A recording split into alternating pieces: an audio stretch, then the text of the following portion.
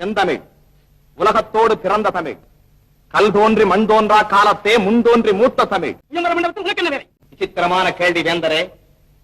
சுயம்பர மண்டபத்தில் வயதான உங்களுக்குத்தான் வேலை, வாழ்வர்களாகி என் போன்றவர்களுக்கு வேலை இல்லை என்பது குறும்பு தேவையில்லை. நீ யார் என்று கூறு. நான் ஒரு தமிழ் புலவன். வடநாட்டு யாத்திரை வந்தேன். புலவனா? கவிதை புனைய தெரியுமா உனக்கு?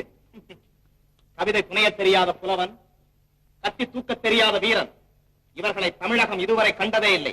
அதையும் பார்த்து விடுவோம். எங்கே? உடனே ஒரு கவிதை சொல்லு. கங்கை நதி தீரத்திலே போராடினான் தமிழன், காவிரியின் ஓரத்திலே புகழ் பாடினான்.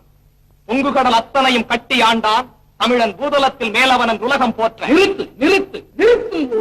இவனே, இமயத்தின் நெற்றியிலே உமது மன்னர் புலி வில் கயல் சின்னங்களை பொறித்த போது எம்புவரும் மன்னர் ஈங்கில்லை போல்.